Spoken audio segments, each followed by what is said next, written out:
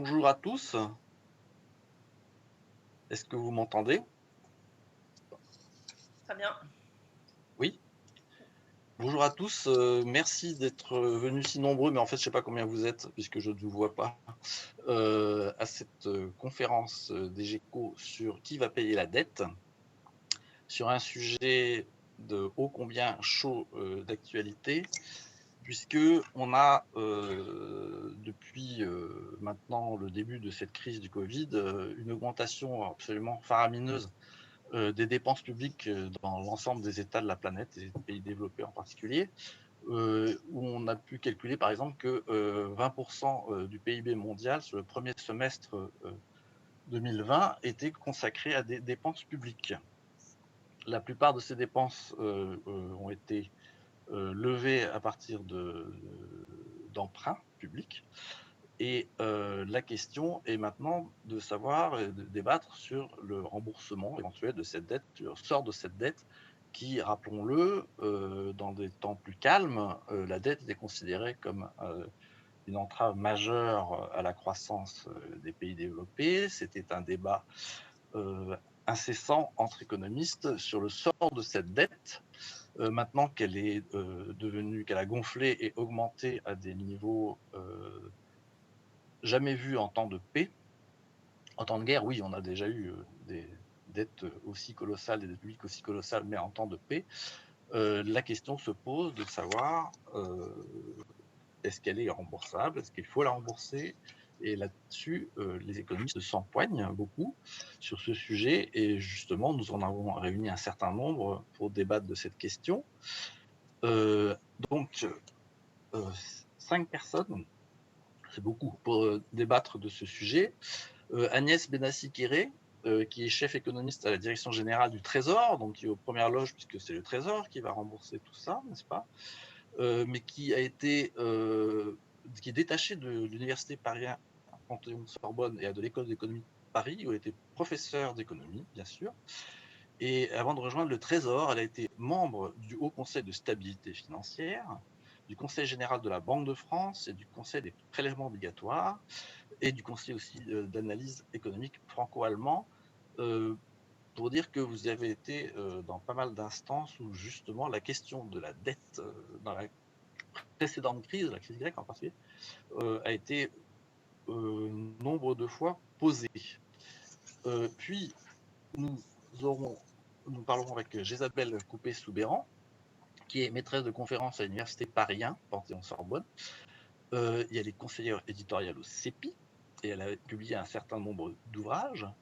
L'économie pour toutes, avec Marianne Rubinstein, Blabla Banque, le discours de l'inaction, et même une bande dessinée récemment, je crois, une bande dessinée pour la jeunesse qui s'appelle L'économie en BD, qui est sortie il n'y a pas très longtemps.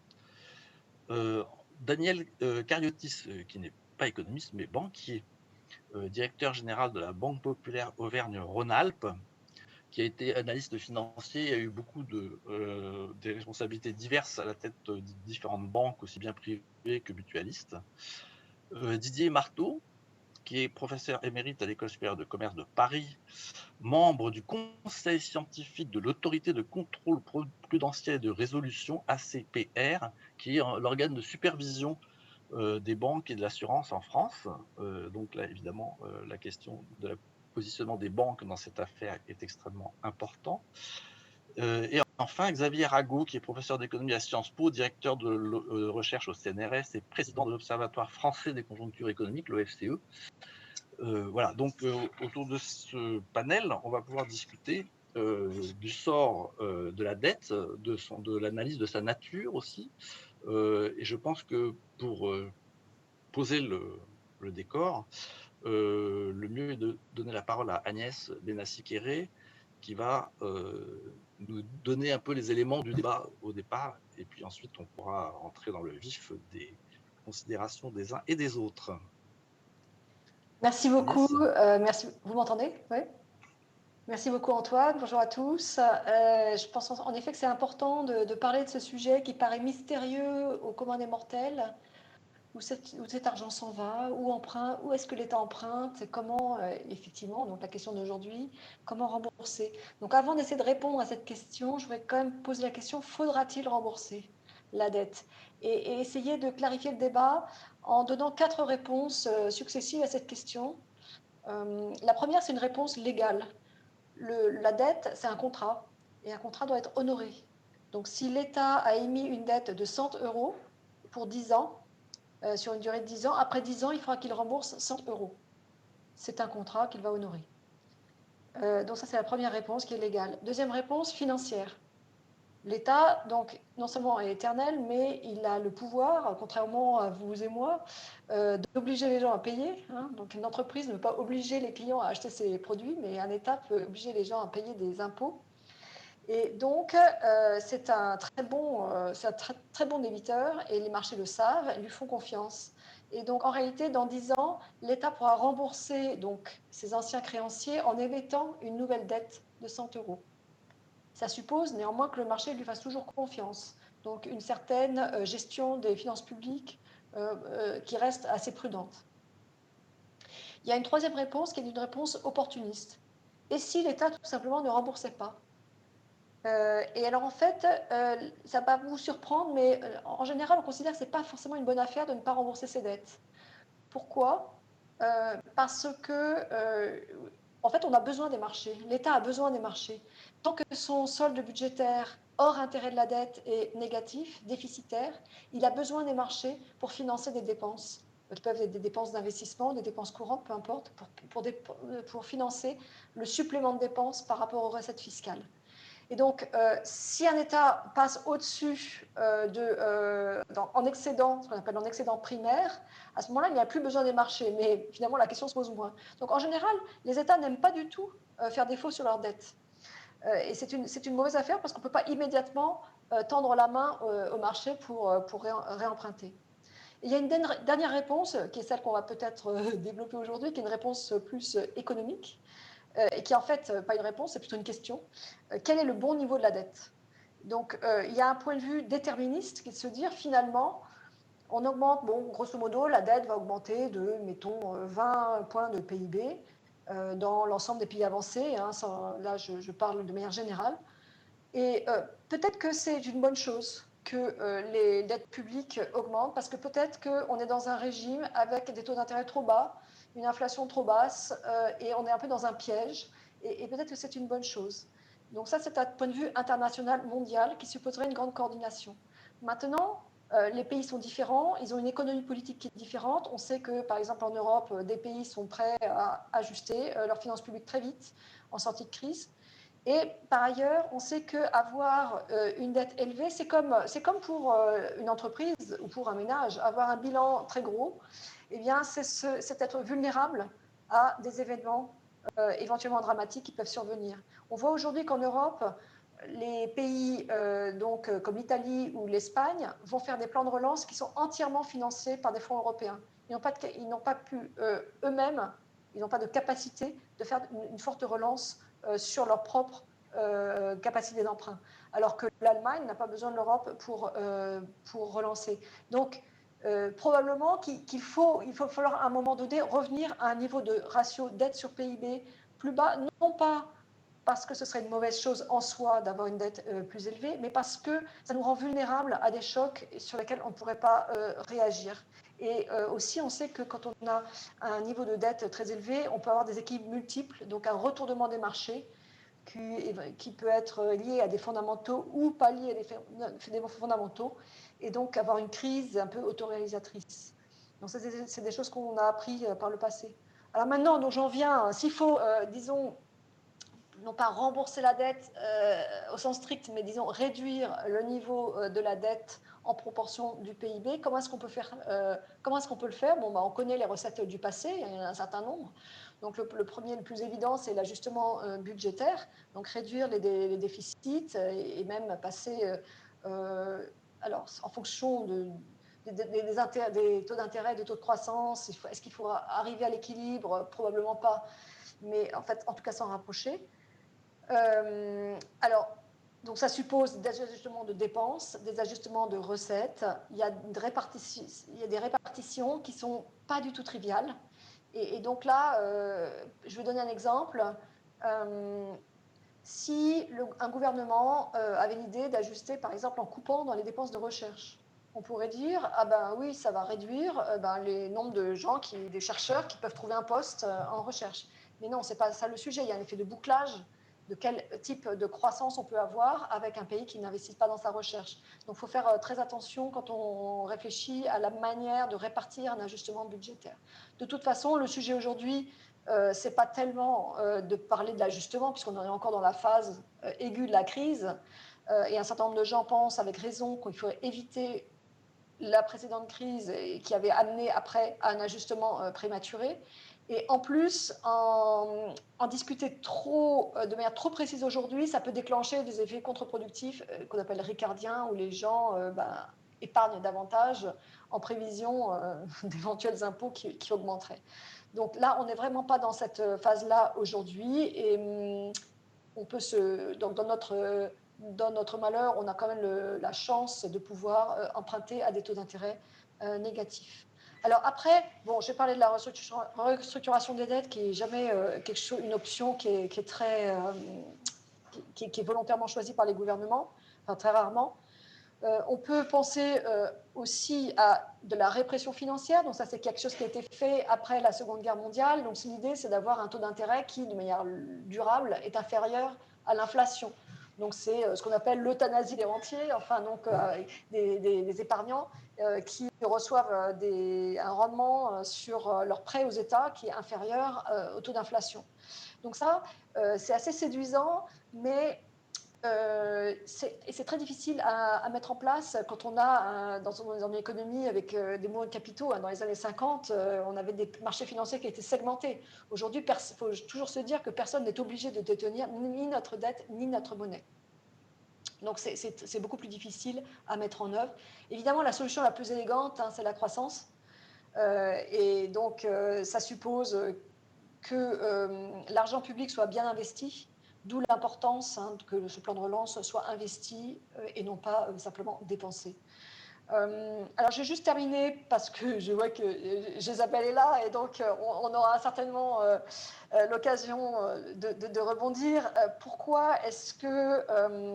quelle est la différence entre la dette et la monnaie? Aujourd'hui, il y a une certaine convergence finalement entre la dette et la monnaie. La dette, c'est le passif de l'État.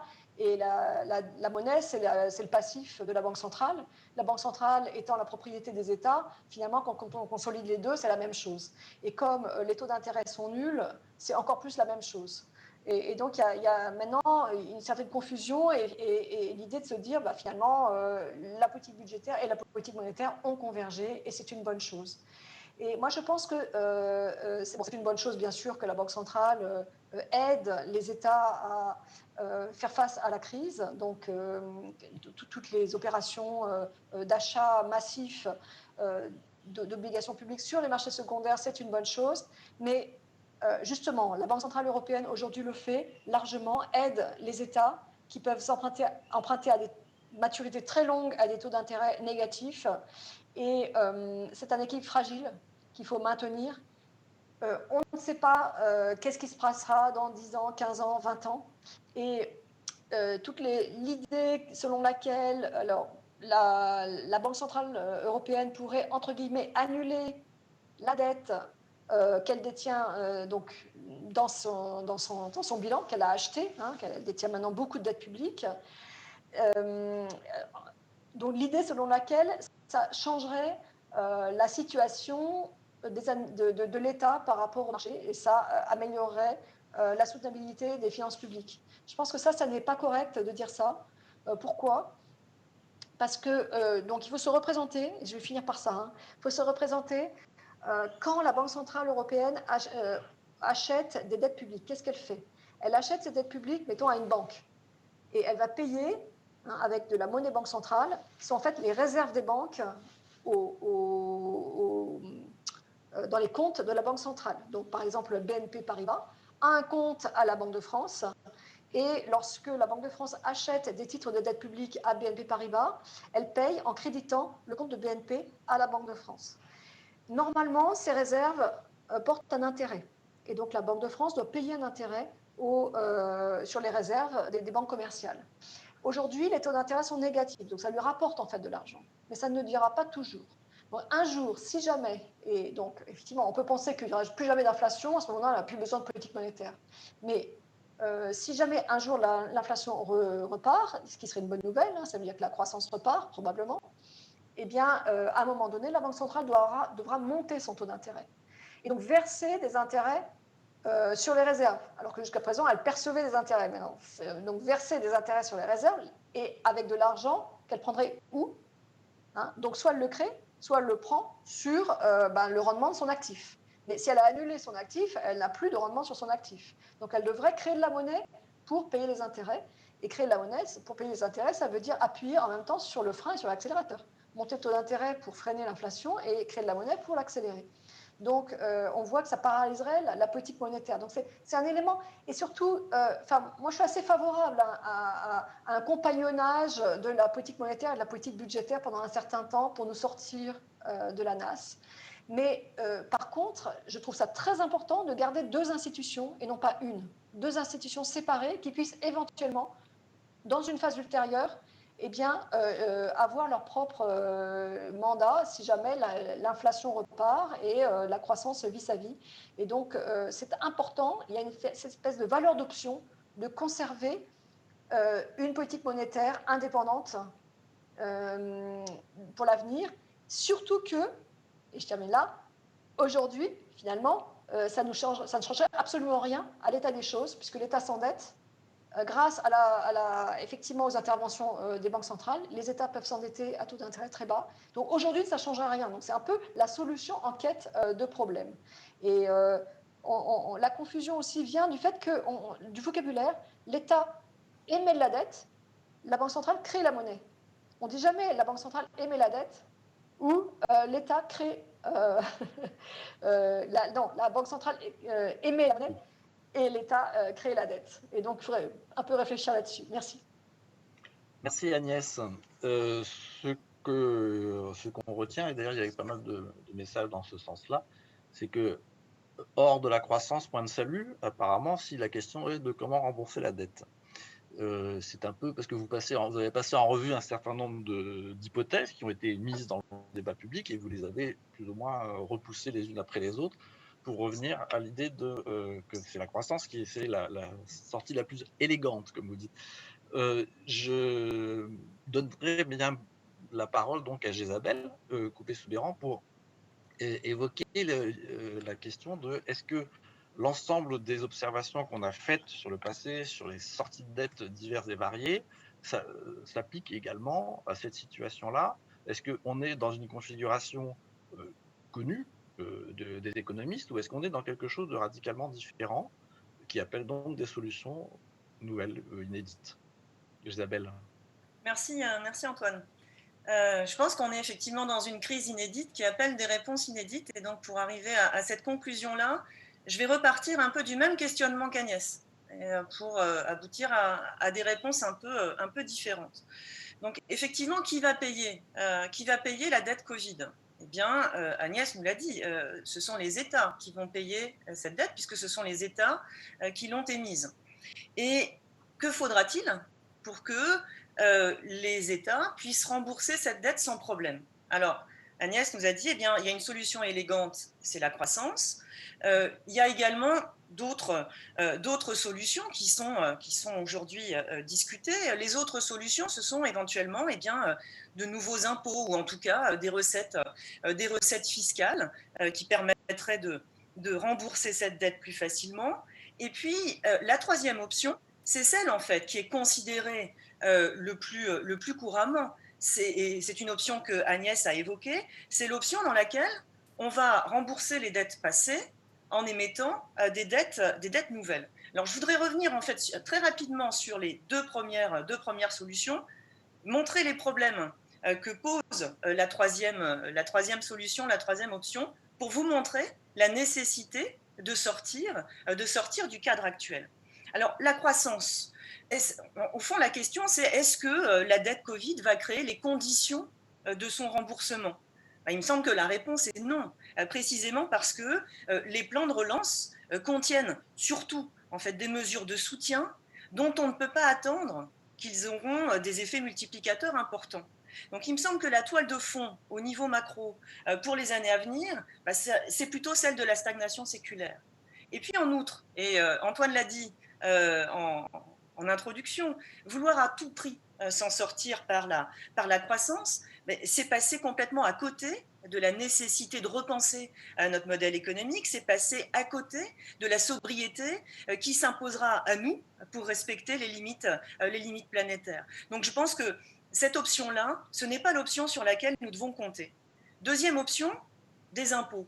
Bien, je crois que dans un monde sans croissance, avec des inégalités qui auront été creusées par la crise sanitaire, un système fiscal qui est très peu progressif, de l'évitement fiscal par les plus riches, par les multinationales, le consentement à l'impôt va rester faible, très faible nécessairement. Et donc, il y aura peu de marge de manœuvre d'ordre fiscal. Et puis même, si, admettons, on arrivait à rétablir l'impôt sur la fortune en France. D'accord ? Très bien de rétablir l'impôt sur la fortune en France.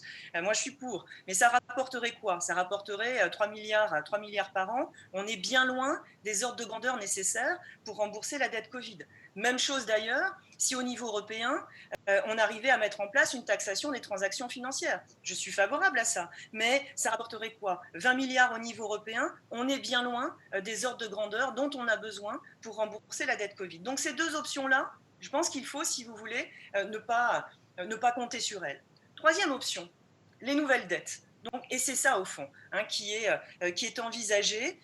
On envisage que les États vont pouvoir rouler indéfiniment leurs dettes.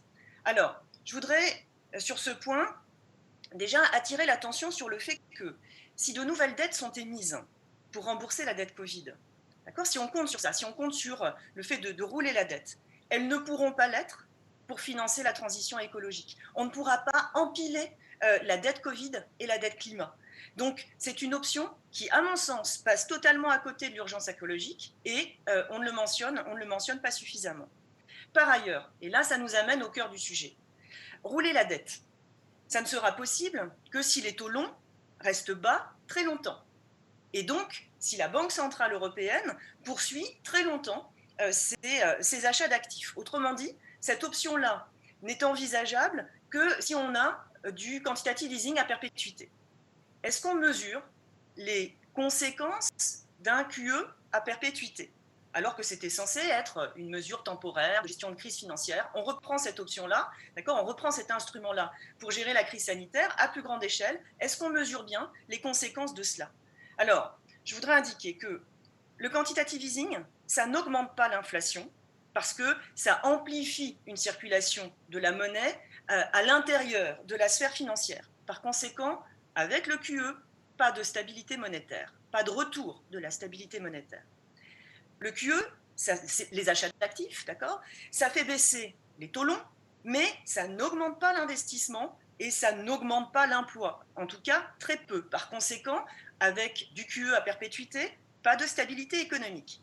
En faisant augmenter les prix d'actifs, le QE fait augmenter les inégalités de revenus, de patrimoine, et il élève l'instabilité financière. Donc, avec du QE, pas de stabilité financière.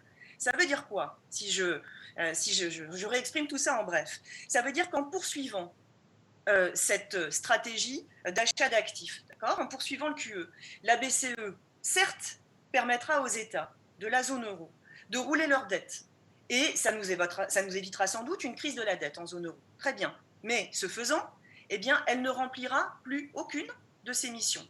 On aura de la déflation, donc pas de stabilité monétaire, on aura la stagnation, pas de stabilité économique, et on aura un risque de crise financière, donc pas de stabilité financière. Voilà l'impasse dans laquelle nous sommes.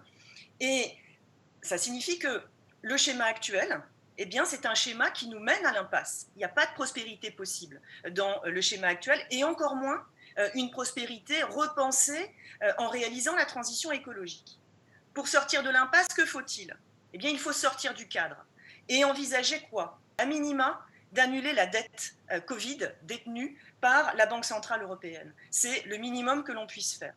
Ou bien plus radicalement, ce qu'il faut, c'est monétiser la dépense publique de gestion du Covid, mais monétiser vraiment, ça veut dire la faire prendre en charge par la Banque centrale européenne sans remboursement attendu.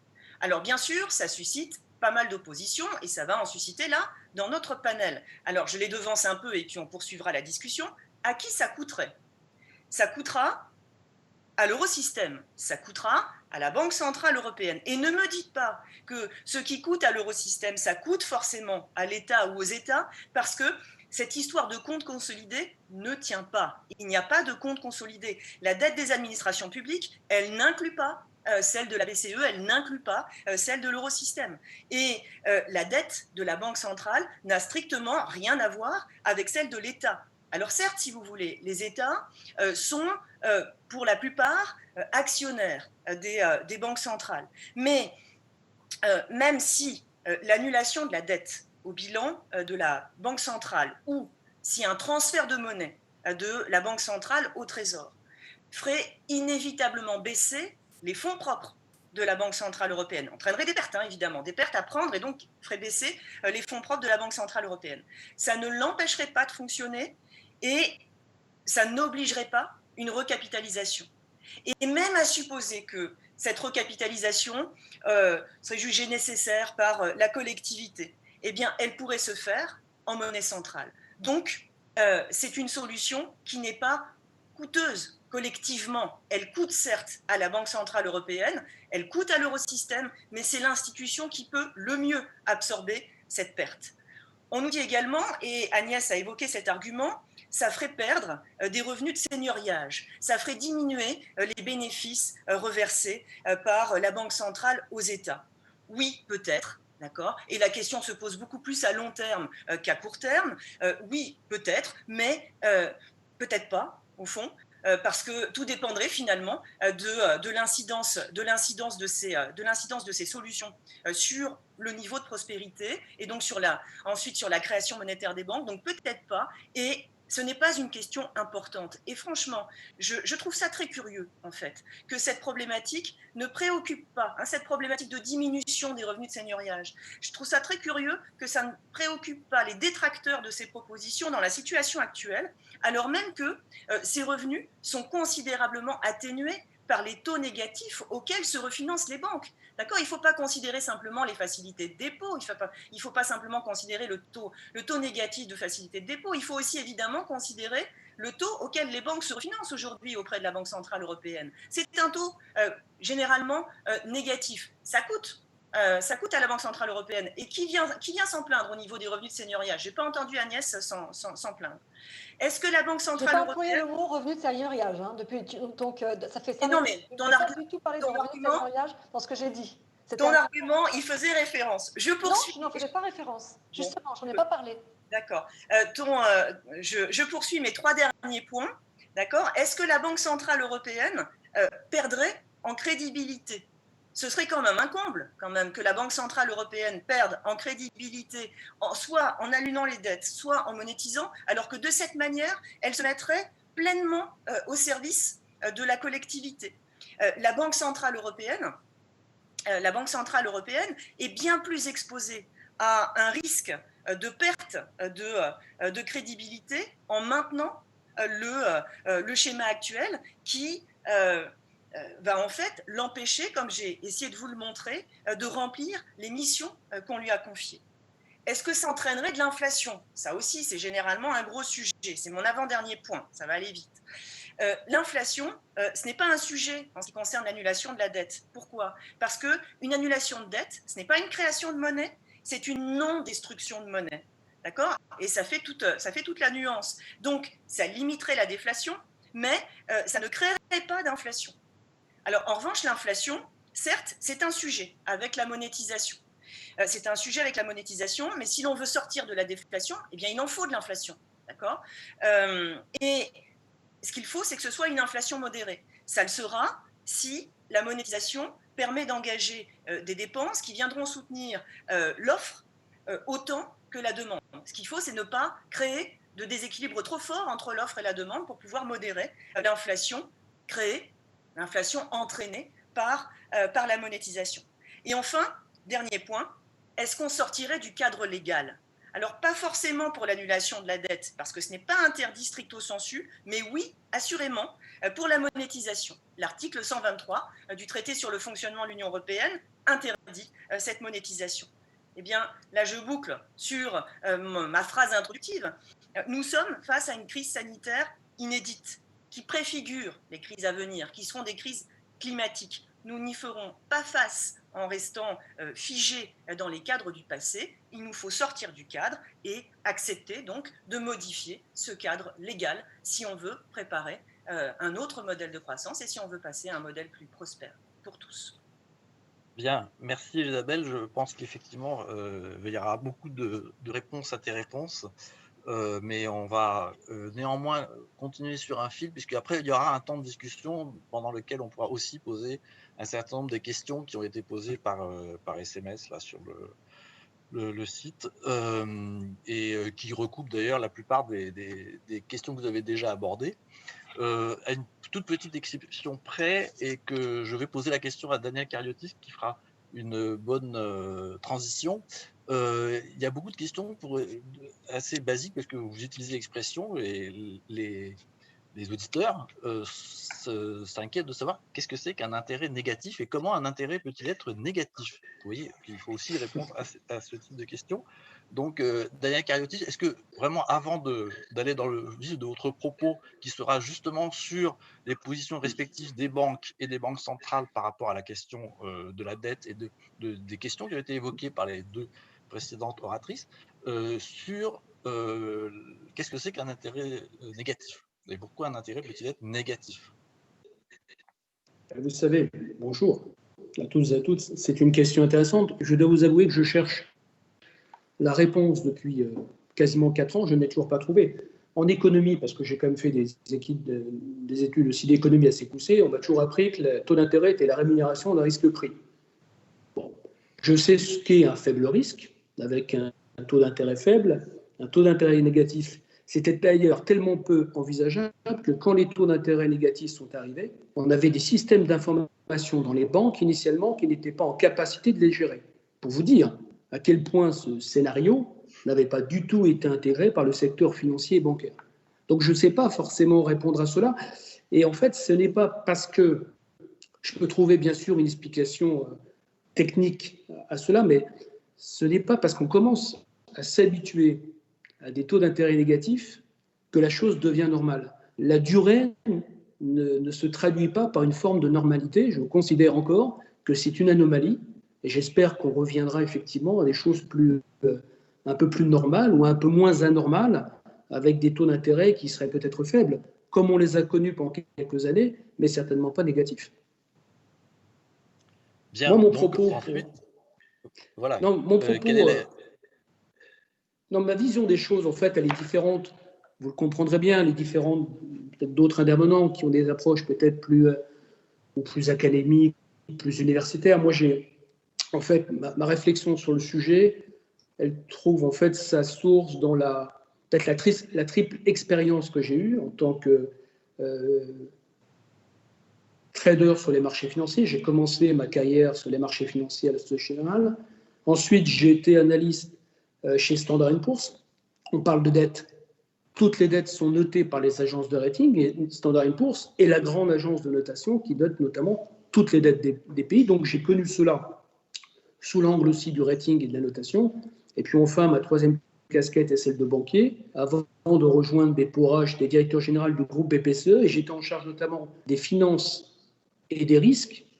Et moi, j'ai vu arriver, en tant que banquier d'un grand groupe bancaire, j'ai vu arriver la BCE en 2014.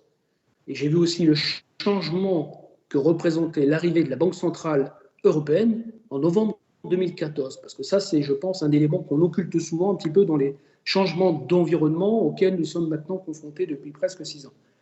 Avant de répondre peut-être ou d'apporter des éléments de réponse à la question, je me suis posé 2 petites questions pour essayer de poser de manière peut-être plus grossière, en tout cas, la problématique. Tout d'abord, la dette, est-ce que c'est un problème récent? Oui, c'est un problème relativement récent, puisqu'en fait, quand on regarde l'évolution de la dette française, à nouveau, je l'ai connu quand j'étais chez Standard & Poor's, on était à peine à 200 milliards d'euros 200 milliards d'euros dans les années 78-80. Et en fait, c'est suite à la première crise, notamment de 2000 et celle de 2001, que la dette en France, la dette française est passée à 800 milliards. Et après, avec une vraie accélération en 2011, sachant que 2011 était la dérivée seconde, bien évidemment, des crises de 2008-2011. Donc, la problématique de la dette est quand même à l'échelle d'une économie relativement récente. Et le premier enseignement aussi qu'on peut retirer, c'est que pour l'instant, la seule façon dont les États ont réussi à gérer plus ou moins bien les dettes et les crises, c'était d'augmenter la dette. Puisqu'on a eu quand même depuis les années 2000 une succession de crises plus ou moins importantes quand même sur les marchés, sachant que celle que nous sommes en train de vivre n'étant pas certainement d'ailleurs la moins importante de toutes les crises. La deuxième réflexion en liminaire, c'est est-ce que la dette c'est un sujet français? Bien évidemment non. Et c'est d'autant moins un sujet français, vous l'avez dit dans votre propos liminaire, qu'on assiste à un gonflement des dettes de tous les pays occidentaux et notamment dans la zone européenne. Et que par ailleurs, quand vous regardez notamment qui détient la dette française est détenue à peu près, je crois, à 70% par les banques centrales. Donc la problématique de la dette est un sujet global et je pense qu'il concerne tous les acteurs de la vie économique. Et par ailleurs, avec une vraie accélération liée au gonflement du bilan de la Banque centrale, je vous disais que j'avais vu arriver la BCE en 2014. Ce qui est quand même impressionnant, quand même, c'est le gonflement du bilan de la Banque centrale européenne, qui avait été relativement stable d'ailleurs en 2008-2009. C'est le reproche principal qu'on avait fait d'ailleurs à Jean-Claude Trichet à ce moment-là, puisque le bilan de la Banque centrale européenne est passé en moins de 6 ans de 2200 milliards à quasiment 4700 milliards. Donc voilà, je voulais peut-être rappeler deux éléments un peu simples et factuels, mais parfois ça permet aussi de remettre en perspective les sujets qu'on évoque. Et pour répondre à la question posée, il y a deux réponses un peu simplistes à la question qui va payer la dette. Alors bien sûr, il y a des tentations de dire tout le monde. Et quand on dit tout le monde, ça veut dire avec une vraie tentation de mutualisation des dettes. Et on le voit bien d'ailleurs dans la zone européenne que l'idée d'émettre des dettes européennes, ça serait une forme de mutualisation de celles-ci. Et on voit que c'est quand même malgré tout un sujet qui est assez récurrent et que personnellement, je ne trouve pas forcément très, très pertinent. Et puis, le tout le monde, vous avez l'autre thèse qui est personne. Et personne, ça renvoie aussi au fait qu'on puisse abandonner des dettes à des niveaux plus ou moins importants. Et d'ailleurs, je dois dire qu'on l'a déjà connu, parce que si vous vous souvenez de la crise des États souverains qu'on a connue en 2011, une crise assez aiguë, avec sur la Grèce, sur l'Italie, sur l'Irlande, je ne veux pas tous les citer, on a vu à ce moment-là qu'un pays, la Grèce en l'occurrence, avait été tellement attaqué qu'on avait été obligé d'accepter une décote de la dette de 5%. Je m'en souviens, j'étais à BPCE, je pense que toutes les banques européennes avaient des emprunts grecs, et quand on vous dit à un moment où la crise arrive, que vous devez passer une décote de 85%, croyez-moi, ça vous laisse un souvenir un peu, je veux dire, un peu indélébile. Voilà. Donc, il n'y a pas vraiment de vraie solution. Ça a été dit tout à l'heure. Bien évidemment, on peut avoir une réponse sage, entre guillemets, et positive. Ça serait de dire, si on a un retour à une croissance forte et durable, oui, c'est ce qui peut certainement nous permettre de mieux gérer la problématique de la dette. Parce que quand on parle de la dette, il faut parler des revenus. Moi, quand je regarde les comptes d'une entreprise ou d'un client, il y a effectivement la charge d'endettement d'un côté, puis les revenus de l'autre. Donc, il faut toujours mettre les deux en perspective. Et on voit bien qu'on a une vraie problématique de croissance. Et la vraie question aussi, est-ce qu'on est capable, dans la zone européenne et en France, d'avoir des niveaux de croissance très forts qu'on n'a quasiment jamais connus en France? Alors, on va me parler peut-être un peu des 30 glorieuses, mais la France n'a jamais été habituée à des cycles de croissance très forte, en tout cas sur les 30 dernières années. Et ça, c'est une vraie interrogation. Alors peut-être que les transitions auxquelles on assiste aujourd'hui vont peut-être nous conduire effectivement à connaître des cycles de croissance plus élevés. En tout cas, on peut le souhaiter. Et puis avec le corollaire de la croissance, la première intervenante l'a souligné, c'est l'inflation. L'inconnu de l'inflation, c'est vrai que si on avait peut-être un peu plus un peu plus d'inflation demain, je pense aussi que ça serait certainement un élément plus favorable pour gérer plus intelligemment la gestion de cette dette sur j'allais dire, la prochaine décennie ou les 25 prochaines années, parce qu'on voit bien que là, on est face à un mur invraisemblable et qu'il nous faudra quand même un temps extrêmement important pour essayer de trouver les solutions les plus sages et surtout les plus acceptables pour l'ensemble de tous ceux, en réalité, qui forment les acteurs de la société française. Donc voilà peut-être ce que je voulais dire très rapidement en liminaire. Merci. Oui, effectivement. Donc, on en est plutôt à on verra bien quelle solution on trouvera en fonction de ce qui va se passer dans le futur, ce qui est quand même un facteur d'incertitude majeur. Didier Marteau, un des arguments effectivement utilisés dans ce débat très souvent, c'est les taux d'intérêt étant très bas et étant durablement bas, s'endetter n'est pas si grave que ça. Je crois que vous avez quelques idées sur le sujet de l'évolution des taux d'intérêt et du risque que cela représente. Est-ce que vous pourrez nous en parler un peu?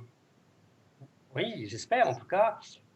Je voudrais peut-être, avant d'entrer dans ce débat, peut-être faire 2 remarques préliminaires et en particulier compléter la réponse qui vient d'être donnée pour nos auditeurs, évidemment pas pour les membres du panel, sur la signification de taux d'intérêt négatifs, sur un plan technique. Il faut distinguer, quand vous achetez une obligation, vous touchez ce qu'on appelle un intérêt, mais qui est un coupon. Les coupons restent en fait positifs, voire nuls. Celui qui achète la dette, il reçoit par exemple un coupon de 1%. En revanche, vous pouvez acheter, je vais prendre un exemple, si vous achetez une obligation à 1 an avec un coupon de 1%, vous allez toucher dans un an 100, c'est-à-dire 100 le capital qui vous sera remboursé, plus 1 le coupon qui est lui positif. Mais si vous achetez cette dette à un prix de 102 aujourd'hui, vous l'achetez 102 et vous toucherez dans un an 101. Eh bien, vous avez un coupon qui est positif, mais un taux de rendement de votre placement qui est négatif. Et ce qui est négatif aujourd'hui, quand on parle de taux d'intérêt négatif, c'est le taux de rendement des placements obligataires. Ce n'est pas le taux coupon associé à la dette. Alors, je termine sur ce point. Pourquoi les taux d'intérêt sont négatifs? C'est pourquoi quelques banques achètent 102 des obligations qui ne sont remboursées que 101, c'est-à-dire 100 plus le coupon à la fin de 1%. Eh bien, tout simplement, parce que ça a été dit d'ailleurs par Isabelle et Agnès tout à l'heure, les banques, lorsqu'elles déposent leur liquidité à la Banque centrale, ce qu'on appelle la base monétaire, c'est-à-dire la monnaie détenue par les banques à la Banque centrale, eh bien, elles ont un taux d'intérêt qui est négatif, ce qu'on appelle le taux de facilité de dépôt, qui est aujourd'hui à moins 0,50%. C'est-à-dire qu'une banque qui dépose son argent, eh bien, elle a moins 0,50. Nous, notre compte de dépôt, il est à 0%, sur nos dépôts à vue, les banques, c'est moins 0,50. Et donc, les banques, qu'est-ce qu'elles font? Elles préfèrent encore acheter des obligations qui leur rapportent un rendement négatif, donc un taux d'intérêt négatif qui soit supérieur à moins 0,50. Donc, la dette allemande, elle peut être à moins 0,40. Il vaut mieux encore avoir moins 0,40 que moins 0,50 si on laisse ses liquidités sur son compte banque centrale. Donc, voilà sur l'aspect négatif. Ce n'est pas le coupon qui est négatif, c'est le taux de rendement qui est négatif, et parce que techniquement, eh bien, le taux de réserve, il est à moins 0,50. Le deuxième point, c'est justement l'intervention liminaire d'Antoine Reverchon, qui évoquait avec légitimité le montant pharaonique des dépenses publiques. Je crois qu'il y a là aussi nécessité d'éclairer les auditeurs, évidemment pas les membres de la table ronde, mais Antoine, sur ce que recouvrent ces dépenses publiques d'un montant pharaonique. En fait, on peut les diviser en 3. Il y a les vraies dépenses les dépenses avec un impact sur le solde budgétaire. C'est le financement du chômage à temps partiel, c'est le financement du fonds de solidarité. Vous avez aussi des dépenses sans impact sur le solde budgétaire ou par exemple des reports de charges. Alors, ce n'est pas vraiment des dépenses, ce sont des reports de charges. Et puis la troisième catégorie, qui en fait est la plus importante, ce sont les garanties. Et on agrège ces 3 variables, ces 3 données, pour donner un chiffre qui finalement n'a pas de sens. Parce qu'une garantie, c'est évidemment pas une dépense tant que, eh bien, alors c'est les fameux prêts garantis aux entreprises, les fameux PGE. Tant que les entreprises rembourseront, l'État n'aura pas, en effet, à dédommager les banques. Et donc, en fait, ces garanties, alors si je prends l'exemple de la France, on était, alors au début du mois de septembre, les données doivent évidemment être révisées, mais Bruno Le Maire avait annoncé 470 milliards de dépenses publiques. Et en fait, sur ces 470 milliards de dépenses publiques, vous aviez, alors c'est la loi de finances rectificative 3, mais il y a le projet de loi de la loi de finances rectificative 4, il n'y avait que 57 milliards de dépenses avec impact budgétaire. Bien sûr, il faut retirer la baisse des recettes, parce que le déficit, c'est augmentation des dépenses et baisse des recettes, à peu près 70 milliards. Donc, je suis à la 3e loi de finances rectificative, donc 31 juillet, donc il faut corriger un peu les données que je suis en train de vous donner, mais tout ça pour dire que ça fait à peu près un déficit supplémentaire attendu de 120 milliards. Donc, attention à ne pas confondre besoin de financement et dépenses publiques, parce que le besoin de financement, il est juste destiné à couvrir deux choses, le déficit public, donc là je viens de dire 57 milliards de dépenses en plus, 70 milliards de recettes en moins, ça va faire quelque chose qui ressemble à 130 milliards, ça va être augmenté, mais ça c'est le besoin de financement auquel on doit ajouter l'amortissement de la dette. Le besoin de financement de l'État, donc d'endettement, puisque c'est ce dont on parle, c'est la somme du déficit attendu supplémentaire, donc 130, 150 milliards, plus l'amortissement de la dette, 130 milliards de la dette existante. Tout ce qui est garantie report de charge ne se traduit pas, n'a pas, en tout cas de manière instantanée, un impact budgétaire. Donc ce dont on parle, c'est la couverture du besoin de financement de l'État et non pas de l'ensemble de ce qu'on appelle à tort les dépenses publiques, qui incluent en fait largement les garanties, qui en France sont de 315 milliards dans le plan de Bruno Le Maire. Donc sur 470, il y avait déjà 315 de garanties qui ne sont pas des dépenses. Bon, ça, c'était le deuxième point sur lequel je voulais évoquer en introduction. Alors, en fait, moi, il y a quelque chose qui me paraît aussi important, parce que la communication est toujours un peu particulière sur les banques centrales.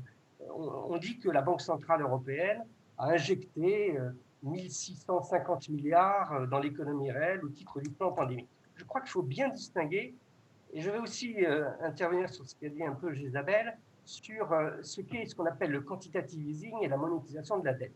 Car pour moi, ce sont deux choses différentes.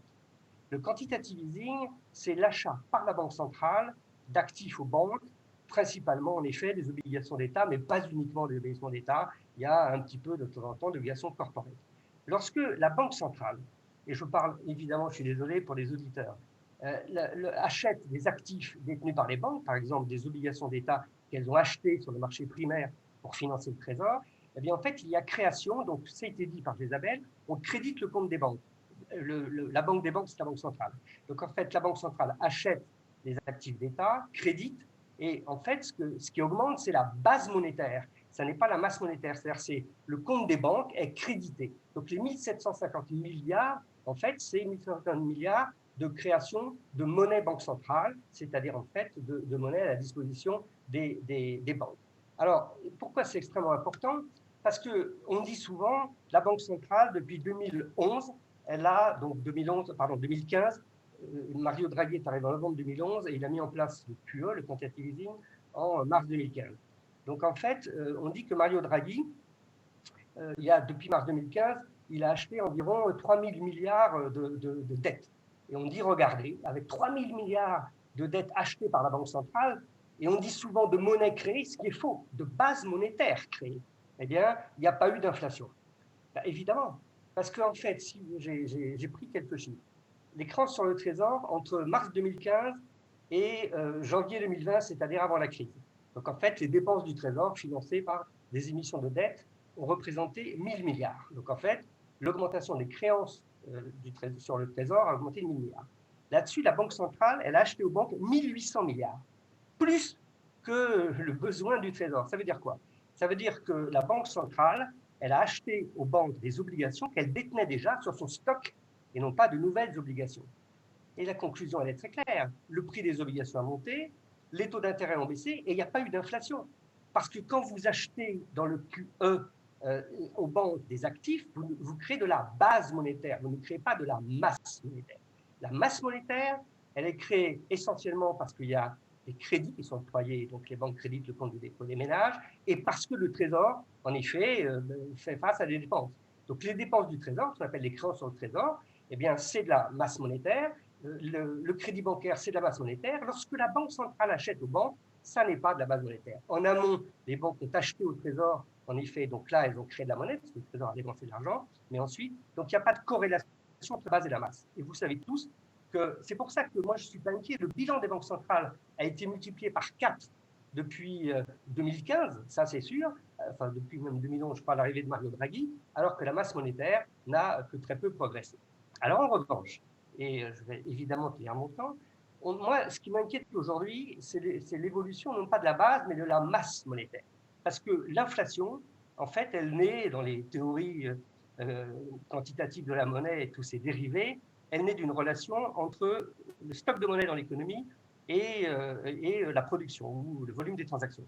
Eh bien, en fait, on s'aperçoit que la masse monétaire, depuis le mois de janvier, elle a explosé, ce qui est logique, c'est les fameuses dépenses, d'environ 1000 milliards dans la zone euro. Il y a eu 1000 milliards d'augmentation de la masse monétaire.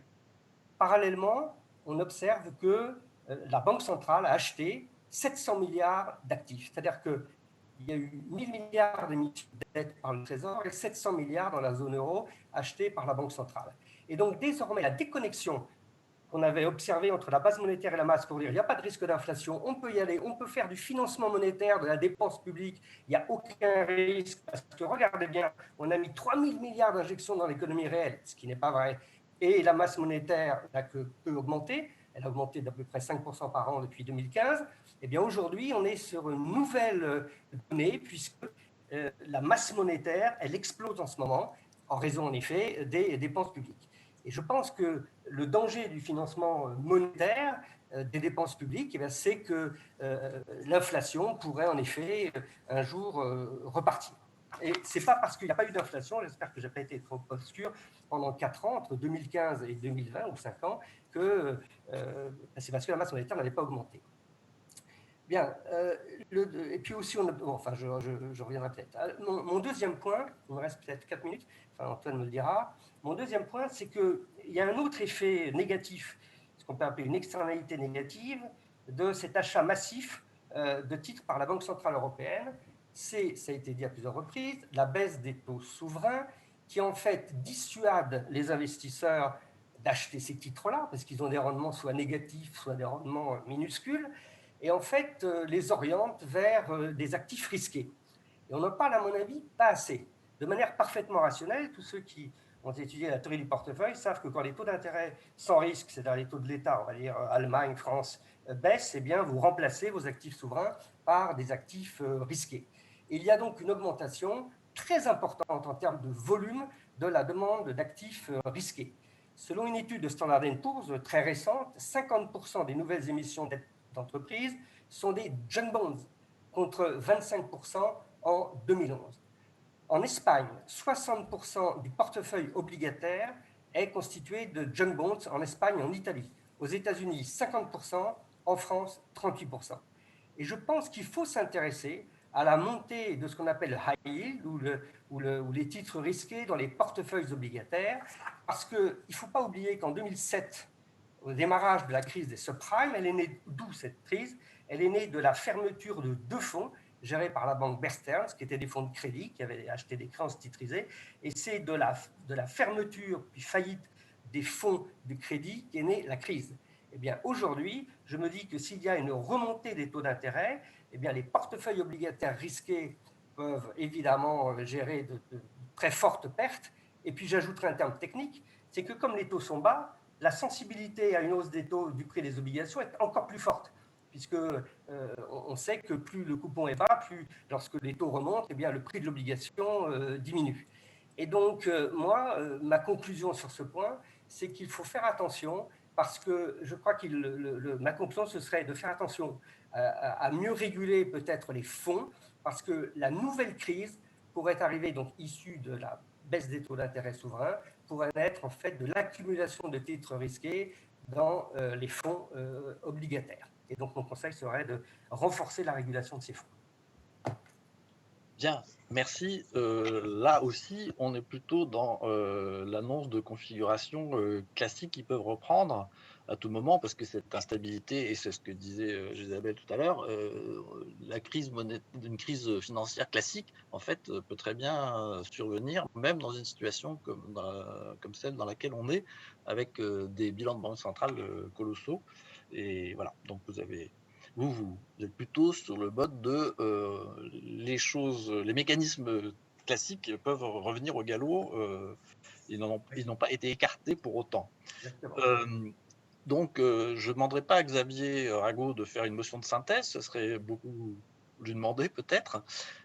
mais néanmoins, d'essayer de donner son point de vue en partie sur ce qui a été dit bien sûr, mais sur la question de la soutenabilité et de la possibilité de remboursement de la dette dont on parle depuis le début, même si elle est moins importante qu'il n'y paraît. Alors, merci. Quelques points rapides. Bon, je vais commencer par une mauvaise nouvelle et puis une bonne nouvelle.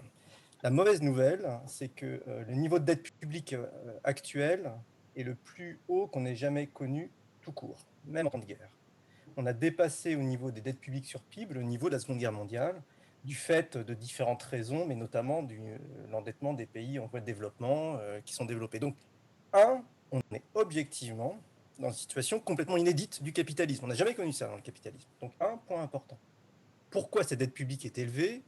C'est un peu évident, ça a été dit, c'est crise après crise, pour aller vite. C'est la crise des subprimes et la crise du Covid. Ça, c'est un peu la mauvaise nouvelle. Quand même, c'est un point singulier.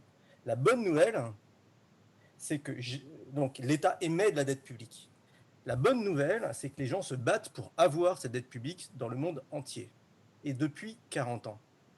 J'insiste sur ce point-là, parce que je trouve qu'on n'insiste pas assez là-dessus. Le point singulier, c'est que moi, j'arrive à comprendre pourquoi il y a une dette publique élevée, on y arrive tous. La question fondamentale, c'est pourquoi tout le monde veut de la dette publique depuis 40 ans. Qu'est-ce que ça veut dire que tout le monde veut de la dette publique ?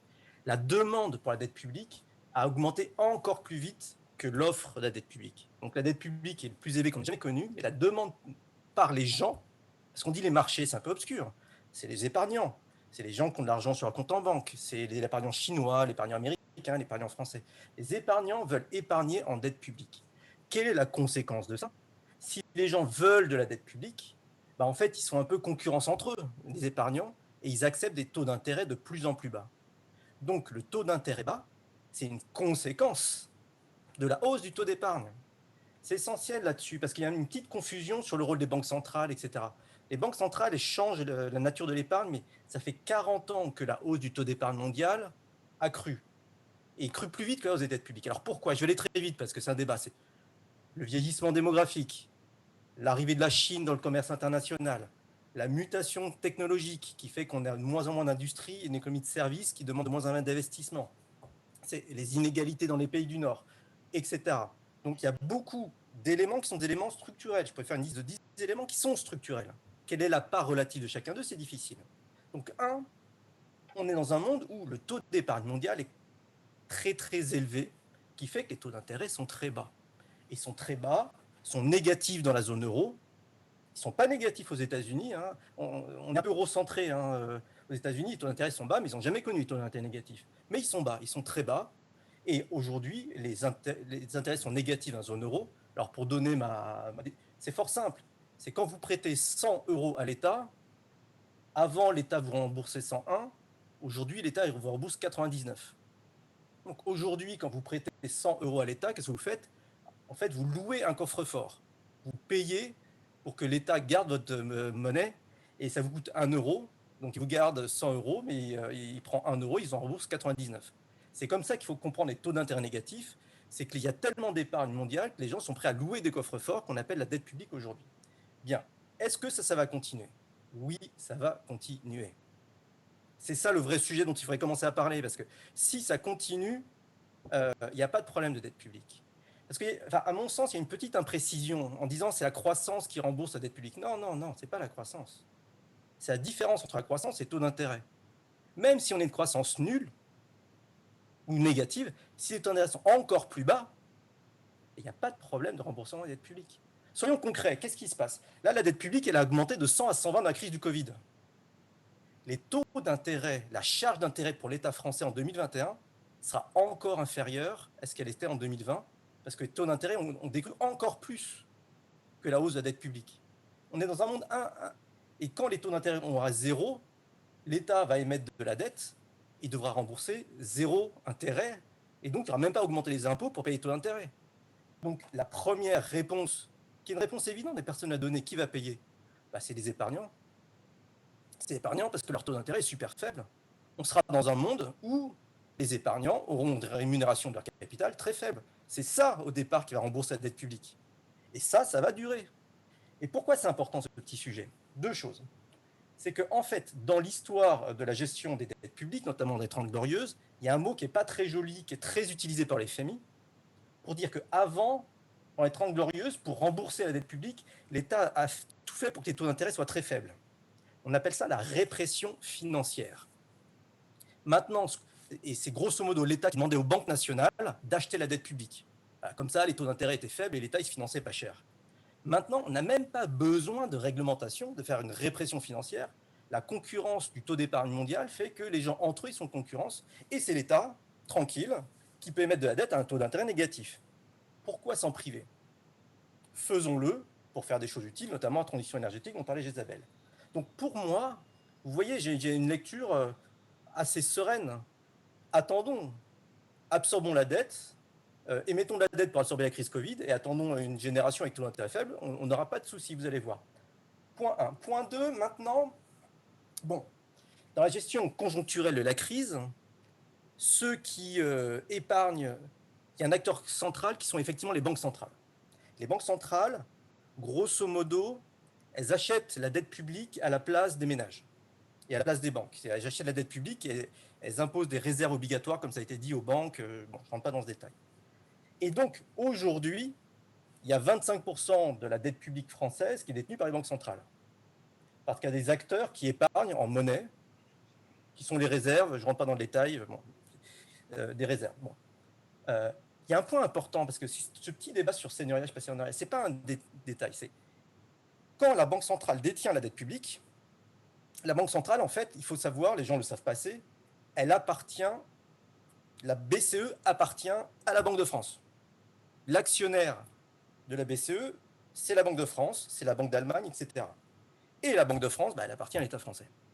Donc, quand la Banque centrale détient la dette publique française, l'État, regardez, c'est un peu bizarre, mais c'est comme ça que ça se passe. L'État, il paye des intérêts sur sa dette, il paye des intérêts à la Banque centrale européenne, qui reverse son profit à la Banque de France, qui reverse son profit au budget français.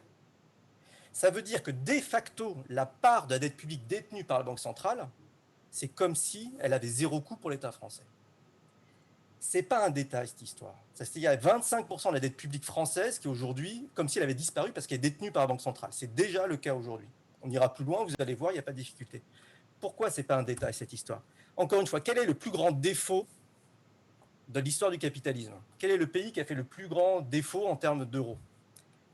C'est la Grèce en 2012. D'accord? Ce petit pays qui était 4% du PIB de la zone euro, c'est le plus grand défaut. Il y a eu 200 défauts souverains dans l'histoire du capitalisme. C'est la Grèce qui était le plus grand devant l'Argentine, etc., etc. Comment on a fait défaut sur la Grèce? En fait, c'est la Grèce qui a émis des dettes et on a dit, bon, allez, tu vas payer les taux d'intérêt, mais on va te rembourser l'intégralité de taux d'intérêt que tu payes pour la Grèce. Et avec ça, la valeur de la dette publique grecque a été diminuée par 2. Donc c'est un cadeau payé par les Européens, et c'était bien pour la solidarité européenne, pour utiliser cette astuce de rembourser les taux d'intérêt pour faire un défaut grec. Donc vous voyez, cette histoire des taux d'intérêt détenus par la Banque centrale, qui était le débat un peu vif sur le seigneuriage, ce n'est pas un détail. Donc pour moi, je ne vois pas pourquoi on serait inquiet sur la dette publique dans le monde actuel. Donc pas d'inquiétude. Il n'y aura pas forcément des impôts futurs parce que les épargnants accepteront des baisses de taux d'intérêt qui permettra à l'État de faire des tas de choses dans le futur pour faire notamment la transition écologique et faire des dettes futures. Donc, même l'espace pour l'endettement additionnel, il est là, il est présent. Donc, pas d'inquiétude. Petit 1. Petit 2, vous allez voir, la Banque centrale va continuer à détenir la dette publique. Et donc, il y a une bonne partie qui sera de facto annulée. Il n'y a pas d'inquiétude à avoir. Petit 3, enfin, s'il faut être créatif avec la Banque centrale, il faut l'être parce que je pense qu'effectivement, on est dans une situation complètement inédite dans l'histoire du capitalisme. C'est pour ça que je donnais le plus grand, le superlatif, parce qu'on est dans un monde de superlatifs. Utilisons la Banque centrale pour relancer l'économie en donnant de la monnaie aux gens, ce qu'on appelle l'hélicoptère-monnaie, pour redonner du pouvoir d'achat et refaire de l'inflation. Parce que contrairement à ce que certains peuvent penser, il faut qu'on ait de l'inflation. C'est fort bien, on n'a pas assez d'inflation. Il nous faut de l'inflation. Donc si on arrive déjà à avoir 2% d'inflation, allez, même 4% d'inflation, ce n'est pas la fin du monde. On manque d'inflation dans ce monde-là. Et ça nous aidera pour la dette publique et la croissance. Donc utilisons la Banque centrale pour donner de la monnaie aux gens. C'est une vieille idée qui remonte à Milton Friedman, si vous voulez tout savoir, l'hélicoptère monnaie. C'est au moins Milton Friedman qui le promouvait dans ses articles sur les quantités optimales de monnaie. Maintenant, c'est revenu très keynésien, mais bon, c'est une vieille tradition. Je pense qu'il est temps pour une créativité, expansion budgétaire, en laissant les épargnants se faire concurrence, et les taux d'intérêt vont permettre à l'État qui baisse, les taux d'intérêt qui baissent vont permettre à l'État de se financer. Stimulation d'inflation et du pouvoir d'achat par hélicoptère monnaie. Avec ça, on a tous les moyens pour, gérer les inégalités, gérer la question sociale et gérer la transition énergétique. Merci. Bien, merci. Merci Xavier pour cet optimisme qui tranche un peu, on va dire, mais qui néanmoins ne peut que susciter beaucoup de réactions et de débats. J'en profite pour dire que sur les SMS, il y a énormément de questions auxquelles, en fait, au fil de la discussion, vous avez répondu en partie, effectivement, mais une des choses qui revient le plus, c'est la question de l'annulation. Hein. Qui est sur la possibilité de l'annulation, sur le risque de l'annulation, etc., etc. Donc là, Xavier a un petit peu répondu, je crois, en partie sur cette affaire. Mais voilà, en tout cas, là, maintenant, je pense que ce qui serait bien, c'est que vous puissiez réagir aux propos les uns des autres, parce qu'il y a eu des choses quand même qui ont été dites et qui étaient assez diamétralement opposées, en essayant, la difficulté va être d'essayer de ne pas être trop technique, malheureusement, par rapport à nos auditeurs, pardon. Donc voilà, qui voulait souhaiter réagir toutes les bras se lèvent. Jézabel, voilà, oui. Parce que là, je vois, oui. Jézabel, on va commencer par Jézabel après. Voilà. Tu peux activer ton son. Active le son, Jézabel. Ok, c'est bon. Juste 3 remarques. Une remarque sur la présentation de Daniel Cariotis, quand il nous dit la mutualisation des dettes, ce serait véritablement un problème. Là, je pense qu'il y a quand même il me semble, un problème d'analyse, parce que s'il y avait l'union bancaire dans la zone euro, je crois qu'on ne serait pas en train de débattre autant des difficultés à venir. C'est précisément parce qu'on n'a pas cette mutualisation du financement des États, qu'on peut se poser la question de savoir si on n'est pas exposé du fait de l'accumulation des dettes publiques nationales à un risque de crise de la dette, ce qui oblige la Banque centrale à poursuivre indéfiniment ses achats d'actifs pour éloigner ce risque de crise de la dette, et ce faisant, eh bien, elle ne remplit pas ces missions qui permettraient justement de retrouver de la stabilité monétaire, de la stabilité économique et de la stabilité financière. Donc ça, c'était ma remarque concernant un point de l'intervention de Daniel Cariotis. Je voudrais également faire une remarque sur la présentation de Didier. Moi, je suis d'accord avec pratiquement tout ce qu'a dit Didier, à savoir qu'il ne faut pas confondre évidemment l'augmentation de la base monétaire résultant des achats de titres par la Banque centrale avec l'augmentation de la masse monétaire. Et c'est bien un problème au fond qu'aujourd'hui l'augmentation de la monnaie centrale ne se traduise pas par une augmentation proportionnelle de la masse monétaire. Néanmoins, il l'a dit, Didier l'a dit, la masse monétaire augmente, et cette augmentation, elle ne fait plus augmenter proportionnellement le niveau général des prix. Bon, mais tout ça, c'est un problème. Donc, en fait, ce que tu mets en évidence, Didier, ce sont des problèmes liés au fait qu'on ne sortira pas de la déflation avec les solutions actuelles. Tu as également souligné l'incidence des taux bas au niveau financier, avec l'émergence des junk bonds. Et par conséquent, tu associes au QE une impossibilité de sortir de la déflation, et tu associes au QE de l'instabilité financière, et pour autant, tu ne déroules pas la bobine, parce que tu nous dis, au fond, tu nous dis, continuons quand même comme on fait actuellement. Donc moi, je ne comprends pas. J'aimerais bien avoir la suite de ton raisonnement. Et je voudrais enfin réagir à la présentation de Xavier. Xavier, sincèrement, tu me fais un peu penser à Irving Fisher en 1929. D'accord ? Avec tout va continuer, ça va bien aller. Alors qu'en fait, qu'est-ce que tu nous dis ? Tu nous dis les taux sont très très bas, sont négatifs, et par ailleurs, Didier nous a souligné quand même les problèmes que ça pouvait poser. On est en situation de déflation, mais tout va bien, ça va durer, vous inquiétez pas, attendons, tout ça va servir à absorber gentiment les dettes. Et par ailleurs, tu nous as dit à un moment donné, de toute façon, l'annulation des dettes, ça ne sert à rien parce que les dettes, nous les annulons déjà. Et tu nous expliques que, en fait, les dettes, on les annule déjà parce que la Banque centrale reverse les taux d'intérêt qu'elle reçoit sur la dette, elle les reverse aux États. Mais d'un autre côté, tu nous dis, les taux sont nuls, les taux sont négatifs et c'est pour ça que ça va bien. Donc là, il y a quand même, si tu veux, il y a un problème là dans l'explication. Et bien entendu, le problème actuel, c'est pas la charge de la dette. On est bien d'accord avec ça. La charge de la dette, elle est nulle. Le problème actuel, c'est l'empilement des dettes. Est-ce que l'accumulation des dettes peut monter jusqu'au ciel? Voilà, c'est tout.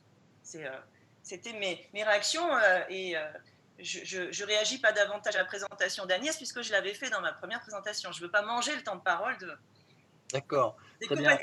Justement, Agnès, puisqu'on va reboucler par rapport, comme tu as parlé la première, c'est plus difficile sans doute, mais il y a beaucoup de choses à dire. Il faudra redonner la parole à Didier Marteau, à Xavier Rago et à Daniel Carlutis pour répondre à ce que vient de dire Jésabel, mais ça va nous entraîner très loin. Mais on va quand même essayer. En tout cas, déjà, Agnès, par rapport à ce qui a pu être dit après tes propos dans les différents arguments de changement de cadre ou de non-inquiétude, ou au contraire d'inquiétude qui ont pu être proférés par les uns et par les autres. Bon, juste peut-être quelques petits points parce que peut-être que ce que j'ai dit a été mal interprété. Donc bon, d'abord, Jésabel dit qu'il n'y a plus de multiplicateur keynésien, donc je pense qu'elle est quand même assez seule quand les taux d'intérêt sont nuls. La plupart des économistes pensent qu'au contraire, les multiplicateurs keynésiens sont élevés. Et elle prône la sobriété, et je pense que la crise actuelle montre que la sobriété n'est pas la solution au problème de la transition énergétique. En tout cas, il faudrait une crise comme celle-ci dans tous les pays du monde et tous les ans pour arriver à atteindre les objectifs. Donc, on en est vraiment très loin. Alors, sur ce que disait Xavier, je pense que, enfin, je suis d'accord avec un certain nombre de choses, mais d'autres choses, je suis moins d'accord. Le PIB, d'abord, c'est une mesure agrégée de l'assiette fiscale. C'est pour ça que j'insiste sur la croissance. Cette année, la croissance va être à peu près de moins 10%. Donc, comme on partait d'un ratio dette sur PIB de 100% du PIB, grosso modo, eh bien, d'un seul coup, sans avoir dépensé un seul euro pour juguler la pandémie, on a un ratio dette sur PIB qui, par ce seul fait que le PIB diminue, le ratio augmente de 10 points. Donc, on peut se satisfaire de ces 10 points, ou dire 110 points, et puis voilà, le PIB ne remontera jamais. Mais ce que je veux simplement dire, c'est que le rendement d'une augmentation des dénominateurs est énorme quand on a une dette, une grosse dette. Et pourquoi c'est important? Parce que c'est l'assiette fiscale. Et cette assiette, on peut l'augmenter. On a des politiques qui peuvent augmenter cette assiette fiscale, cette assiette des prélèvements obligatoires. Maintenant, c'est vrai qu'en dynamique, la dynamique de la dette, l'effet boule de neige, il va dépendre de leur rapport entre le taux d'intérêt et le taux d'inflation. Il n'y a aucun doute là-dessus. Alors, ce que je veux dire simplement là-dessus, c'est que ce n'est pas gagné pour toujours que le taux d'intérêt soit inférieur au taux d'inflation. Qu'il soit très bas, oui, je suis d'accord, il va rester très bas pendant très longtemps. Mais inférieur au taux d'inflation, ce n'est pas totalement évident. Il y a des gens qui pensent différemment, donc il faut faire attention à ça. Et même si on y croit, et c'était le sens de mon intervention, même si on y croit comme scénario central, il peut y avoir d'autres scénarios. Et donc, il faut qu'on ait quand même une analyse des risques. Quand on part avec un ratio de dette très élevé, on peut avoir des dynamiques, on est plus vulnérable à des erreurs qu'on pourrait faire. Et par ailleurs, quand on parle du taux d'intérêt négatif, il a très bien expliqué pourquoi les taux d'intérêt étaient négatifs, qu'est-ce que ça signifiait. C'est pour les taux d'intérêt appelés sans risque. Donc, c'est pour la dette publique qui est jugée sans risque. Donc, voilà, les agences de notation mettent des petits bémols dans les notations de la France. Un jour, il ne faudrait pas qu'on bascule du jour au lendemain dans une catégorie qui n'est plus sans risque, parce qu'à ce moment-là, le taux d'intérêt, ça n'est plus du tout zéro. Et ça peut être, on voit bien qu'il y a plusieurs équilibres et qu'on peut passer brutalement d'un équilibre à l'autre. Je ne suis pas en train d'essayer de vous faire peur, mais il faut quand même pas que la dette s'envole, comme dirait Jésabel, là c'est un point sur lequel je suis parfaitement d'accord. Il ne faut pas empiler des dettes pour toujours. Alors enfin, sur la monnaie hélicoptère, moi j'ai des gros doutes. Et c'est peut-être là où on a des différences avec Xavier. Pourquoi ? Parce qu'aujourd'hui, on voit que le problème, ce n'est pas tant les revenus. Je parle d'un agrégé. Hein, si on prend les ménages dans leur ensemble, ils ont épargné énormément. Ils ont épargné trop avant la crise, ils ont épargné encore plus pendant la crise et ils vont sortir de la crise avec encore de l'épargne. Donc le sujet, c'est plutôt de transformer cette épargne en consommation. Et Xavier lui-même a dit, le problème, et je suis parfaitement d'accord, le problème, c'est qu'il n'y a pas assez de dépenses par rapport, dans le monde, et c'est pour ça que les taux d'intérêt sont si bas. Et maintenant, s'il s'agit d'orienter les revenus vers des populations qui en ont plus besoin, donc les ménages modestes, la Banque centrale, franchement, ce n'est pas le bon instrument, elle n'a même pas leur adresse. Donc, c'est plutôt aux États de le faire. Et ensuite, l'État se refinance sur les marchés, les marchés se financent auprès de la Banque centrale, revendent la dette à la Banque centrale.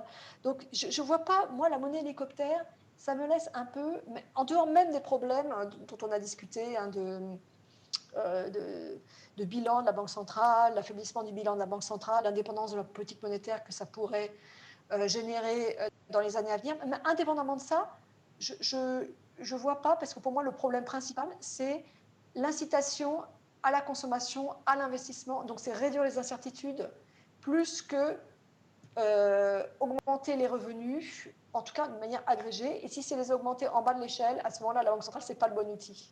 Voilà. Bien, merci.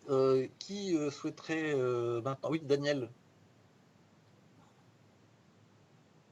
J'avais souhaité réagir. Oui, je l'ai mis le micro, merci. Je reviens peut-être sur la mutualisation. Peut-être que mes propos étaient mal compris. Je ne suis pas contre le fait qu'il y ait à un moment donné une mutualisation des dettes. Je dis simplement qu'il faut faire très attention au fait de décréter cette mutualisation sous une forme qu'il restera à définir. Je rappelle qu'avant la crise du Covid, les pays européens étaient dans des situations budgétaires très différentes les uns des autres. Là, vous avez vu récemment d'ailleurs que la Pologne et la Hongrie ne souhaitaient pas signer l'accord qui leur avait été proposé. Et puis par ailleurs, je pense qu'à un moment donné, qu'il faudra commencer à intégrer l'après-Merkel, parce que celle qui était malgré tout le pilier de la stabilité dans la zone européenne, ça a été Merkel. Et je pense que l'après-Merkel sera aussi un moment peut-être un peu compliqué à gérer, parce qu'on voit bien qu'en Allemagne, il y a des opposés. Il y a des oppositions, il y a eu des oppositions d'ailleurs au moment de la création de la Banque centrale européenne. Et quand justement la Banque centrale européenne a déployé son arsenal de mesures qui ont été présentées tout à l'heure, on rappelle que beaucoup d'Allemands étaient contre et que Karlsruhe notamment, il y avait eu des recours auprès de la Cour d'appel de Karlsruhe. Donc on voit quand même qu'on est aujourd'hui sur des sables mouvants, de mon point de vue, politiques dans de très grands pays européens. Voilà ce que je voulais dire sur la mutualisation. Peut-être deux micro-remarques sur ce qu'a dit Xavier sur l'épargne, en disant c'est l'épargne, ce sont les épargnants français qui sont pénalisés. Je n'ai peut-être pas exactement compris ce qu'il fallait comprendre. En l'occurrence, il y a un seul pays européen où les épargnants ne sont pas pénalisés, c'est en France. Puisque la France est le seul pays en Europe où vous avez une épargne réglementée. On peut dire que c'est absurde, que c'est quelque chose qui est une forme d'incohérence. Je vous rappelle qu'on a le plein d'épargne logement, on a la livret A, on a le LIT. Et c'est d'ailleurs une des raisons qui explique qu'en France, les banques n'ont pas du tout, les banques françaises, appliqué les taux d'intérêt négatifs. Je vous rappelle quand même qu'il y a dans des pays européens des banques qui ont appliqué des taux d'intérêt négatifs au dépôt de leurs clients, qu'ils soient particuliers et entreprises. Et c'est quand même quelque chose de totalement anodin. En France, je pense que compte tenu de l'existence de cette masse d'épargne réglementée, aujourd'hui, ce risque-là, en tout cas, me semble un peu éloigné. Et réagir aussi à un des propos de Didier Marteau, qui notamment évoquait une forme de recherche de mauvais risques pour booster la rémunération. Si j'ai mal compris vos propos, vous me pardonnerez. En tout cas, si c'est ce que vous avez dit, j'y adhère totalement, parce que ce qu'on voit aujourd'hui, c'est que, étant donné la faiblesse des rendements, il y a une recherche des rendements, et donc du coup, on a une dégradation de la qualité des risques, puisqu'à partir du moment où vous cherchez à minima un peu de rendement, vous allez sur les actifs les plus risqués, et c'est vrai, je pense aussi qu'il y a une zone de risque qui est non négligeable, parce qu'aujourd'hui, que ce soit les entreprises, les institutionnels, les zinzins ou les banques, parfois on va chercher des titres qui sont bien évidemment moins bien cotés. Et d'ailleurs, un des exemples qui a été le plus frappant en 2019, c'était l'émission de la Grèce, puisque quand la Grèce a refait une émission sur les marchés obligataires, elle a été sursouscrite, on a obtenu des taux de rémunération invraisemblables. Et je pense que là aussi, c'est une zone de danger, parce que c'est quand à un moment donné, on recherche forcément le rendement pour le rendement, donc on peut faire aussi, je pense, des mauvais choix d'investissement et créer des bulles sans forcément à la base avoir l'intention d'en créer. Didier Marteau, est-ce que vous voudriez continuer à dérouler la bobine jusqu'au bout effectivement, parce que dans ce que vous avez dit, ça pouvait paraître... Mettez le micro, une fois de plus. Le micro. Le micro. Didier, il faut mettre ton micro. Excusez-moi. Voilà. Non, je disais que je croisais fréquemment Jésabel, donc on pourra dérouler ensemble la bobine, parce que là, j'avais envie de dire deux choses très rapides. D'abord, répondre à Daniel Carliotti, c'est en effet exactement ce que je disais. On observe en fait un transfert des titres souverains vers il y a la demande d'actifs risqués de plus en plus élevée. On voit même des junk bonds, donc qui ont une signature inférieure à 3B-, avec des taux d'intérêt négatifs sur le 1 an. Donc ça, c'est clairement, en effet, ce que je voulais dire. Moi, j'avais envie de poser une question à Agnès, que je vois moins souvent. Agnès a parlé dans son introduction de la dette qui, dans 10 ans, elle a pris une illustration, serait remboursée par l'émission d'une nouvelle dette, qui, dans 10 ans, serait remboursée par l'émission d'une nouvelle dette. Et au fond, je crois que le terme n'a jamais été prononcé. Une dette remboursée jusqu'à l'infini par émission de nouvelles dettes, ça n'est rien d'autre qu'une dette perpétuelle.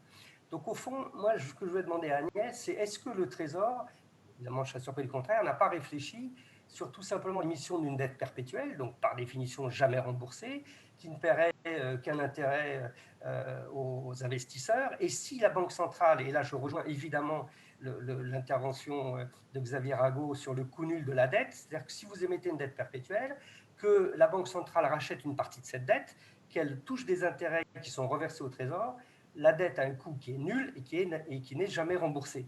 Et donc ça, c'est une des réponses qu'on pourrait imaginer, sachant, et j'en termine ici, que pour moi, il y a quand même deux effets indirects, qui sont l'inflation, parce que finalement, ça conduit à financer de manière monétaire des déficits publics, et puis, ce que je viens de dire à l'instant, comme les taux resteront bas, une demande d'actifs risqués qui pourrait conduire à une crise systémique. Donc je voulais savoir si l'idée, parce que je sais que l'Espagne réfléchit, l'idée de l'émission d'une dette perpétuelle est envisagée par le Trésor.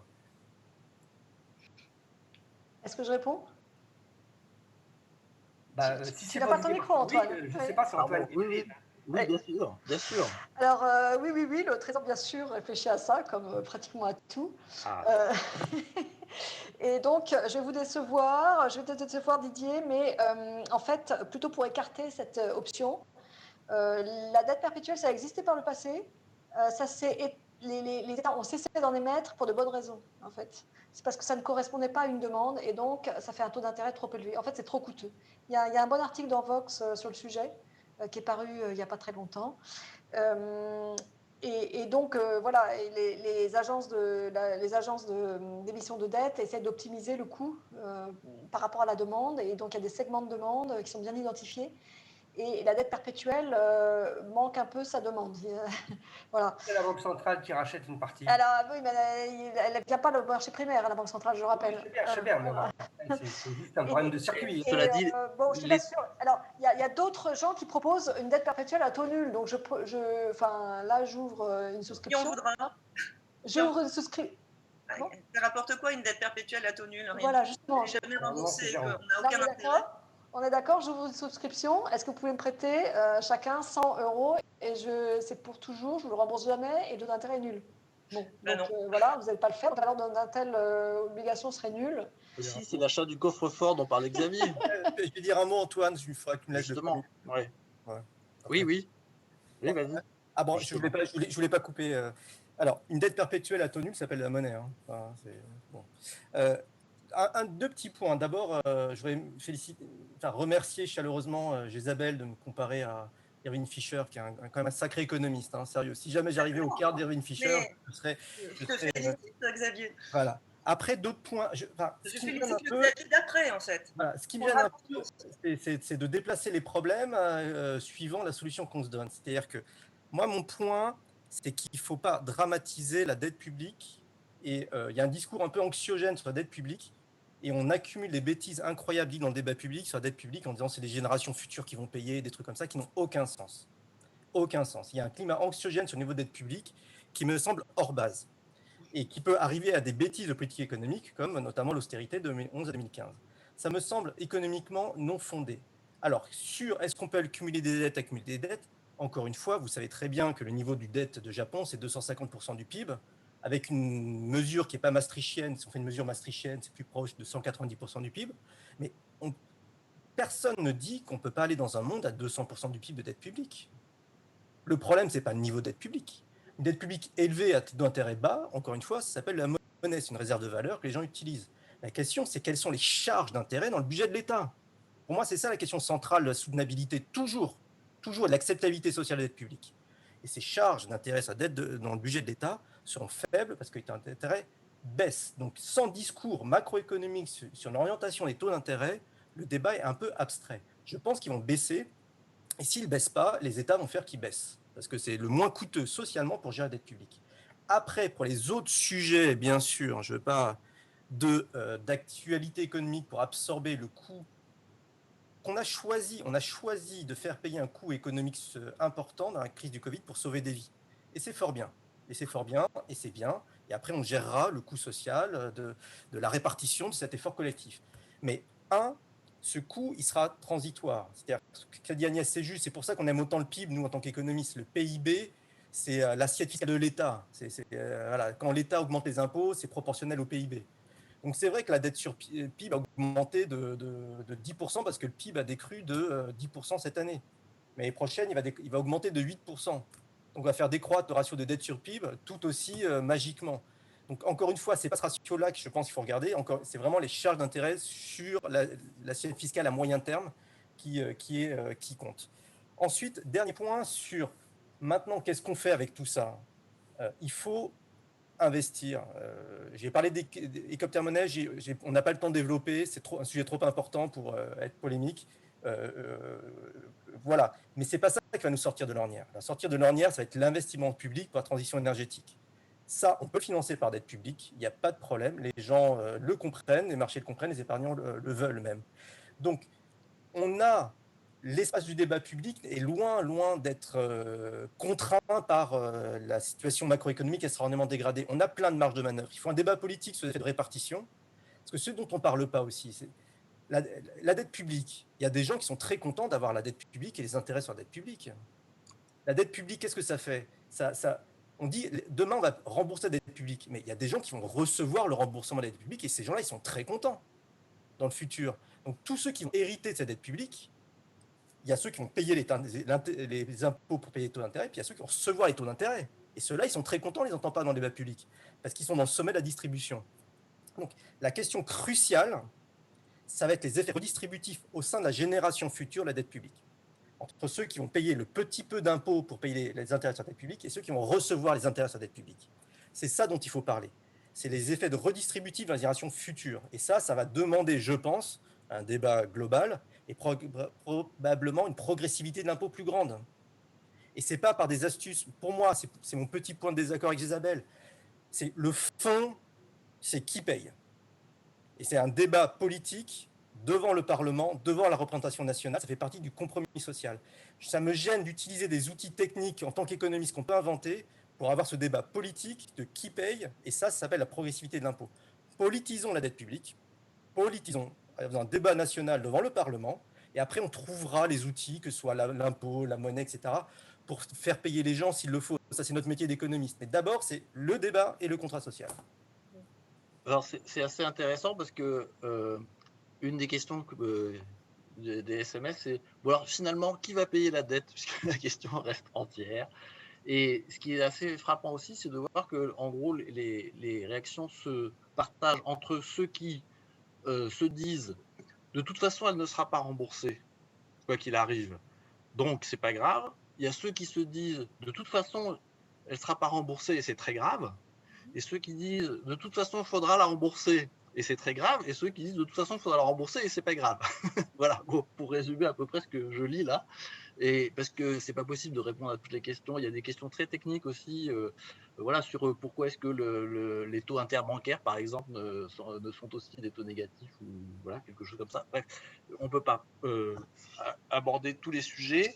Je dois respecter l'horaire. On peut continuer éternellement et longuement comme ça, mais je pense que ça a permis quand même de lever quelques questions et quelques réponses éventuellement intéressantes. Et je voulais vous en remercier tous et vous souhaiter une bonne fin d'après-midi. Voilà. Au revoir. Merci. Merci à vous. Merci. Au revoir.